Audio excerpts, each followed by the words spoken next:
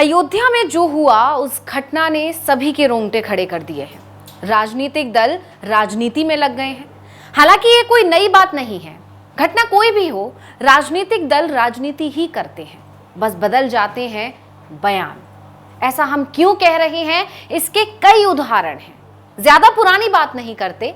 वाराणसी में आईआईटी छात्रा के साथ जो हुआ था, उस समय जो समाजवादी और कांग्रेस वाले बवाल मचा रहे थे, बीजेपी को घेर रहे थे क्योंकि आरोपियों का कनेक्शन बीजेपी से निकल आया था, वही लोग आज डीएनए टेस्ट की बात कर रहे हैं।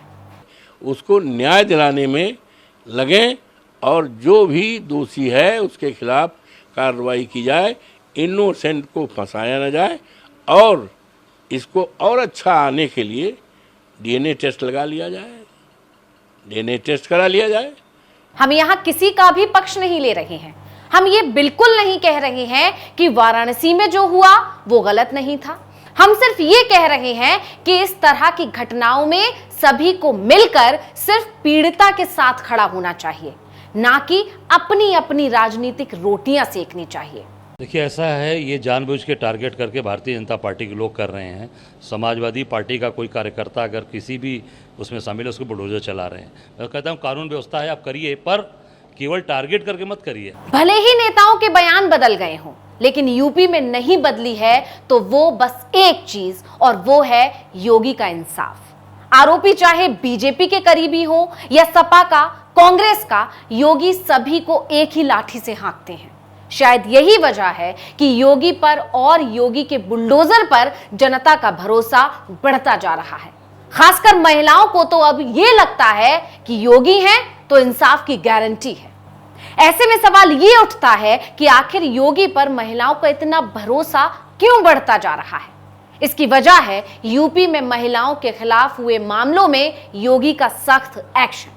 इधर विधानसभा में योगी गरजते हैं, उधर एक्शन की तैयारी हो जाती है। पहले आपको सुना देते हैं योगी ने क्या कहा था। यानी सद्भावना, अब इनके लिए सद्भावना ट्रेन चलाएंगे, इनके लिए बुलेट ट्रेन चलेगी, चिंता मत करो। और उस बुलेट ट्रेन की तैयारी की जा रही है। योगी जो कहते हैं वो करते हैं। ऐसा क्यों कहा जा रहा है, इसके लिए शुरुआत ताजा मामले से ही करेंगे जो अयोध्या में हुआ। योगी पहले पीड़िता के परिवार से मिले और सख्त एक्शन का आश्वासन दिया। कुछ घंटे ही बीते और आरोपी मोहित खान की बेकरी पर बुलडोजर पहुंच गया। देखते ही देखते बेकरी जमींदोज हो गई। यही नहीं, सीएम योगी ने एसएचओ और चौकी इंचार्ज को भी सस्पेंड कर दिया। ये एक ही नहीं, बल्कि एक साथ हुए दो मामलों में योगी के एक्शन ने यह बता दिया कि यूपी में रहना है तो महिलाओं पर नजर टेढ़ी नहीं कर पाओगे। क्योंकि जब बात महिलाओं की सुरक्षा और हित की आती है तो योगी अधिकारियों को भी नहीं बख्शते हैं। गोमती नगर इलाके में राहगीरों के साथ अभद्रता के मामले पर योगी सरकार जीरो टॉलरेंस की नीति अपनाते हुए लापरवाही के चलते इंस्पेक्टर को सस्पेंड कर दिया था। यह सिर्फ एक मामला नहीं है। 2018 में हुए उन्नाव कांड में तो बीजेपी नेता कुलदीप सेंगर आरोपी था। तब भी सीएम योगी ने ऐसा ही एक्शन लिया था। तब भी सीएम योगी आदित्यनाथ ने आज कहा था कि अपराधी कोई भी हो, बख्शा नहीं जाएगा। यही नहीं, 2020 में हुआ हाथरस मामला भी योगी के निष्पक्ष एक्शन का गवाह है। हाथरस मामले में पुलिस और प्रशासन की कार्यप्रणाली पर कई सवाल खड़े हो रहे थे। पीड़िता की जान जाने के बाद राजनीतिक दल सियासत में लग गए थे। तब मुख्यमंत्री योगी आदित्यनाथ ने बड़ी कार्रवाई करते हुए डीएसपी और एसपी को भी सस्पेंड कर दिया था। यहां तक कि एक मामले में तो एक पत्नी को न्याय दिलाने के लिए सीएम योगी ने एक अधिकारी पर कड़ा एक्शन लिया, उसका प्रमोशन करने के बजाय डिमोशन कर दिया। पुलिस के अधिकारी को डिप्टी सुपरिटेंडेंट पद से डिमोट कर कांस्टेबल बनाकर पीएसी की बटालियन में तैनात कर दिया गया था। सीएम योगी के कई ऐसे एक्शन हैं जो उन पर जनता का भरोसा बढ़ाते हैं। सिर्फ यही नहीं, अब खबर आ रही है कि महिलाओं या बच्चों के खिलाफ अपराध करने के बाद अग्रिम जमानत के जरिए खुलेआम घूमने की कोशिश भी अब यूपी में सफल नहीं हो पाएगी।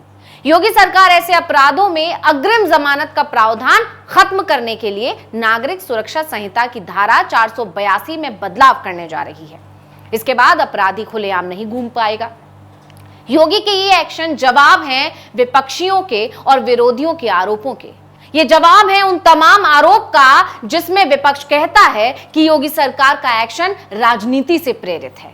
ये एक्शन जवाब है उन आरोपों का जिसमें कहा जाता है कि योगी को यादव और एक खास समुदाय से दिक्कत है। अगर ऐसा होता तो इन दूसरे मामलों में आरोपियों के खिलाफ एक्शन नहीं होता, बीजेपी नेताओं के खिलाफ एक्शन नहीं होते।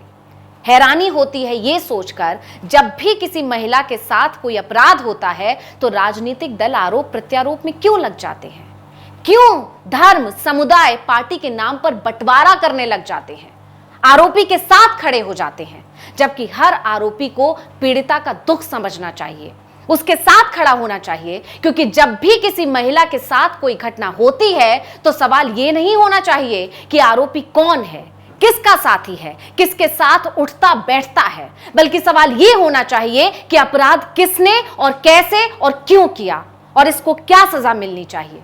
राजनीतिक दलों को अपनी छवि और इज्जत बचाने से ज्यादा महिलाओं की इज्जत और अस्मिता को बचाने के बारे में सोचना चाहिए, क्योंकि यहां सवाल महिला की सुरक्षा का है, जिसका ध्यान योगी रख रहे हैं और शायद यही वजह है कि योगी पर भरोसा बढ़ रहा है।